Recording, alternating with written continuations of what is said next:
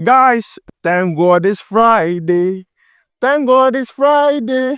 Thank God it's Friday. Thank God it's Friday. Today is Friday. Welcome to SportsCornerGH. My name is Adam.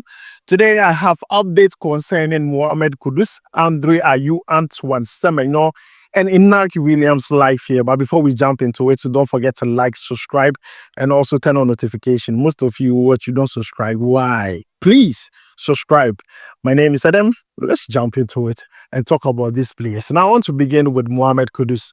EPL, their social media pages dropped a video on Mohammed Kudus where he was talking about where he's from, how he got to the point he is now playing in the EPL. He talked about Nima, talked about Ghana. Guys, I did talk too much. Watch the video.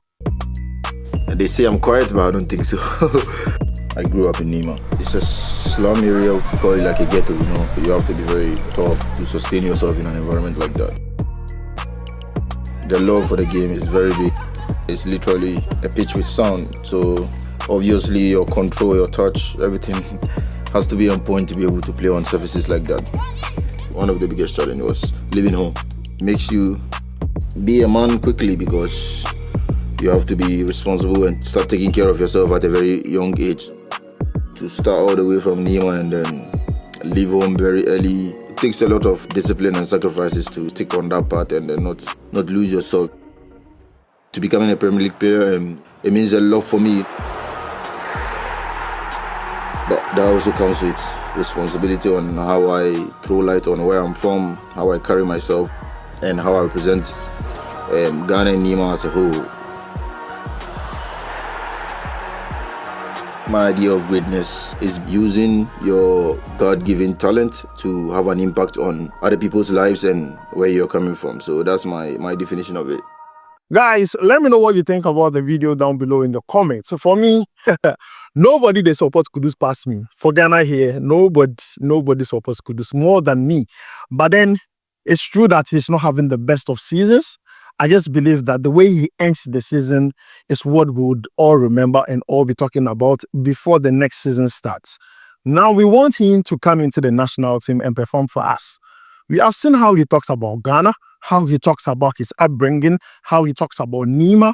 That is cool. But you see, action speaks louder than words. We want to see you do it when you wear national team jersey. We want to go to the World Cup. So Kudus, you see, people would forget, people would forgive you if we are playing this World Cup qualifiers and you score Chad, hat-trick, back, 3 goals. You catch Madagascar, give them back, 3 goals, 2 games, 6 goals. Kudus, I'm telling you, Ghanaians will forgive you. Ghanaians will even forget you were having a bad season. That is the truth. So guys, that is the video from Mohammed Kudus talking about his upbringing, talking about Nima, talking about Ghana. Let me know your thoughts about it down below in the comments. I just want my star boy to start enjoying his football, start doing what, start scoring goals. I mean, I brought you a statistic quite, recently in my previous video saying that Mohammed Kudus tops the chart of players who have hit the woodwork this season in the EPL 5. Why? Imagine all those 5 goals were entering into the goalpost. He would have been having 8 goals. Yes, 8 goals. So this season, he has been unlucky. Now, let's move away from Mohammed Kudus and talk about Ayew. When it comes to Ayew in this country, we are divided. You can be talking to your friend, you'll be happy, you'll be eating together. But then immediately that Ayew conversation comes into it, it becomes an argument. Whether he returns to the Black Stars or not, it's a serious argument happening right now on social media. You see, he was in an interview and he was asked about how he handles what happens on social media when it concerns him, Ayew. Unless he doesn't finish playing a game, people are quick to criticize him. Oh, he didn't do well. He's this, he's that.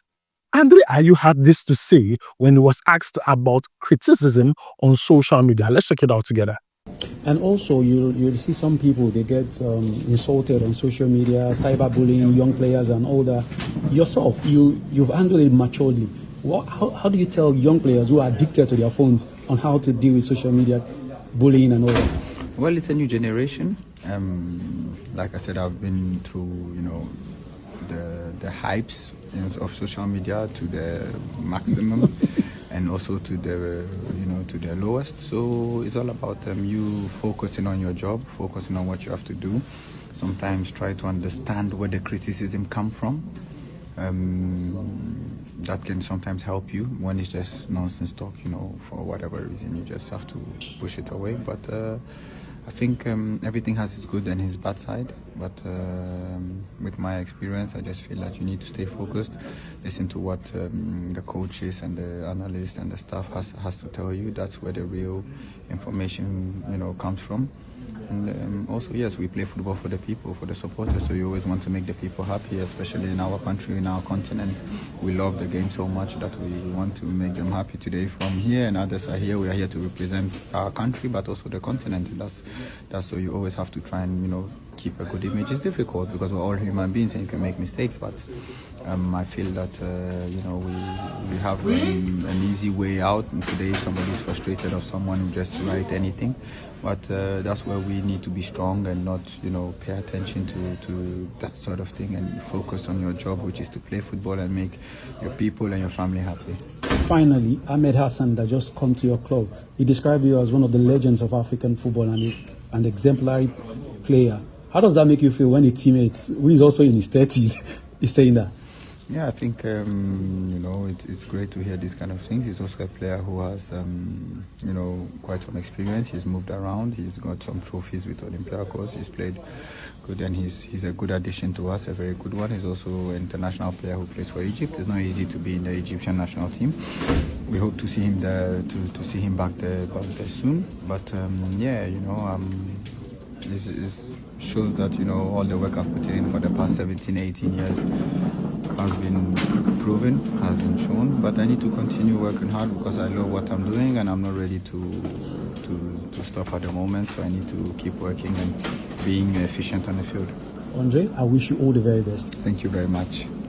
So guys, you have seen the video. Let me know what you think about it. For me, this is a matured answer. You see, maturity, sometimes it comes with age. Others, it does not come with age. But this one, you could see that Andre Dede Ayew is growing, but then the maturity is there. If you look at the responses, psycho. You see, for a footballer, criticism, the one you should pay heed to more is the one coming from your coaches, your technical team, your video analyst, your assistant coaches, because they are the ones who understand the technicality of the game. We fans, what we get from football is the excitement, is the emotions. We don't care about tactics. We want you to win games. So when we criticize you out of emotion. But for Andre Ayew, he decides to listen to criticism from the coach. If you want to criticize his football, or maybe today he did not play well, blah, blah, blah. When you say it on social media, he's cool with it. That is what he said. But then when it's not about his performance and you are talking about him, what do you know Andre Ayew from? Me, I don't know him personally. So I can't just go and be saying, hey, he's a bad man, he's this, he's that, bad. No, I can't do that. You understand? So at this point, looking at what Andre Ayew said, I'm trying to understand him. I'm like, wow, this is a leader that we want in the national team. I know most of you come to the comment section and say, hey, oh, he shouldn't come. He's too old. Nigeria even called Ahmed Musa. How much more someone playing in French League 1? Ahmed Musa plays in the Nigerian Premier League, the local teams, Kano Pillars. For me, I want him back. But, you've seen the video. You have seen the video. I know the argument is still going to go on until we see the list. But guys, that is the video on Andre Dede Ayew. Now, let's move away from Andre Dede Ayew and talk about the most interesting one, Antoine Semenyo. Now, in an interview, he was asked about Ghanaian players playing in the English Premier League. Guys, let's check out this video. Who was the first Ghanaian to feature in the Premier League? Tony Iba. No. I'll give you another try. I don't know. It was Neil Lamptey for Aston Villa in 1994. So I know that was before you were born. How am I meant to get that? Come on, man. Yeah. Who was the first Ghanaian to score in the Premier League? Can you give me a hint? You've mentioned them already. Tony Iba. Tony Iba. Yeah, for Leeds. No, my dad played with him, so he always used to. Oh, you see, then there's no excuse. Yeah, it's no excuse for that one. Who is the Ghanaian with the most appearances in Premier League history? We need to flog you if you ask for hints with this one. My question? It's not. No way, it's not. It's someone you played with. Andre Ayew. Not Andre. Jordan. It's Jordan. You're still playing. Who was the first Ghanaian to win the Premier League? My question. So he was the first, but who are the other two Ghanaians to win the Premier League? No, I'm stuck. I don't know this. You're gonna hate yourself for this one, bro. Daniel Amate. Oh yeah, let's stop. You should have got Daniel Amate, but the second one is Jeffrey Schlupp. Can you name the Ghanaian that was part of Portsmouth FA Cup winning squad in 2007? Sedimentary. What a guy, man. Oh, man. What a guy. Man. That left foot. Who scored more Premier League goals in the 2003-24 season? Was it yourself or was it Mohammed Kudus? Oh, more goals. I think we're equal, you know. No, I'm going to say myself. Yourself? Yeah. You're equal. Hey. I knew it. Look at the mind games. It's crazy. And finally, this is just a matter of opinion. Who's the greatest Ghanaian Premier League player of all time? That's to be my question. I want to say Asamoah just for what he done at Sunderland, Yeah. but yeah, my question is the GOAT, He's done man. some big things, he really is. So guys, let me know what you think about the video down below in the comments. Now, he was asked about the first Ghanaian player that played in the EPL, the first Ghanaian player that scored a goal in the EPL, his favorite or his best Ghanaian player that had ever played in the EPL. Now, I want to throw that question to you because on social media, people felt like, no, why would he mention Michael Essien? Michael Essien is not the best Ghanaian player to have ever played in the EPL. Now, I'm asking you that question. There have been several Ghanaian players that have played in the EPL. And I don't want to even name names. If you want me, I can go as far as the likes of Montari, Michael Essien, Tony Yeboah, Odate Lante, even my star boy Kudus is still there inside. If you want Adam. I mean, you know, the list goes on. Kwesi Appiah, the list goes on. Amate, Baba Rahman, Andre Ayew, Jordan, the list goes on. Who or which Ghanaian player is the best player to have ever played in the EPL? Let me know the answer down below in the comments because people have started firing Antoine semenyo because he mentioned Michael Essien. For me, I would have said the same thing because I feel like he made Chelsea popular in like Africa and also Ghana here. And because of that, most of us, you know, we had some love and affection for that EPL club. At least that is an impact. If you are not the best player in your club, how would you get that kind of impact? You understand? And for me, Kudus comes second. So it's Michael Essien, Kudus, the rest. You understand? Yes, man. So guys, that is it for me. But then let me know what you think about the video down below in the comments. Now, let's move away from that and talk about Inaki Williams. See, Inaki Williams is doing well. To me, I think he's someone who does well quietly. No one talks about him. And yesterday when I posted a video, someone drew my attention to a record he set. And I want to talk about it. You see, in the Europa League, he scored a goal against AS Roma. Unfortunately, they lost that game by 2-1. But in Europe, he's doing wonders and creating records for Athletic Club. He becomes the third player or the third Athletic Club player with the most goals in Europe. 12 goals. 12 goals. That is impressive for me. And to me, if Inaki Williams ends up leaving Athletic Club or ends up, retired, they might end up building a statue for him because he has done so well, extremely well. Just the goal he scored, you could see that, this is Inaki Williams crowd. What is the problem?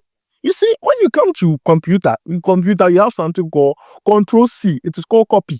Control-V is called paste. What we expect from Inaki is that your performance in your club side, you do Control-C, come to Ghana and do Control-V, come and do a copy and paste here. You can't perform very well in your club side. And when you come here, me and you go spoil them. Oh no, my brother. No, you are doing well. You are doing well. So we expect you to do exactly the same thing.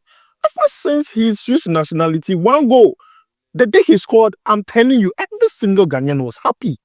And the time he scored, that last minute goal, you could see he was happy. Also, go now back, go now back. Inaki. Oh, you're doing well, but then bring the form to the national team. I'm just happy that he's creating records, setting record for his club side. We want him to do the same thing with Ghana because, you see, Ghana here, all we want is someone who will give us what Asamoah was giving us. They shall go bare 2 or 3 times. Nobody go high keep pass us. You understand? So, Inaki, you are doing well, but then it's left with what you do for us, the national team. But then, guys, so this is the update concerning Inaki Williams. See, this last story has to do with Kwesi Appiah, Sudanese coach. Now, we had a report that he decided not to report to training grounds because of unpaid wages to him, the coach. Now he has returned because it has been solved. When I heard the issue, I was like, hey, People have problems. You think your problem is big. People have bigger problems. Ghana, it's not like we don't pay our coaches, so we go pay you. But what is not Sam? Sudan has a good coach, they know the payout. Sudan, can't afford to and give us Kwesi Appiah back. Because Kwesi Appiah experience, your friend back 2 times. If you call him a 3rd time, it's not anything. He has used Sudan to beat us. First game, in Accra, draw. He sent us away to a neutral ground and lay us lashes. So for me, you have a good coach, you don't want to pay him. We problems, so we have problem, but yours is bigger. Our problem is a coach in Ukraine. You must look more coach. Coach and it go be one coach, a Ghanaian coach. No, if you only that the assistant coach is the goalkeeper strength. They're all Ghanaians. You think about back me to me, I saw the news. I'm like, they couldn't pay. I'm saying, okay, you know, get money, your matter hard. If you see, let's just bring this to real life story. You understand? If you don't have money, a good girl will leave you. I'm telling you. A good girl is Kwesi Appiah. He will leave you. You understand? You need money to keep good things around you. So Sudan, don't play loose like that. No, Ghana, we hot. We hot. Kwesi Appiah, we give her like 20 self, he will take. Because Otuado, they take 50. Shafa, they take 65. You understand my point? But guys, this is why I ended. My name is Adam. I'll make sure to see you in the next one. Charlie, we go vibe.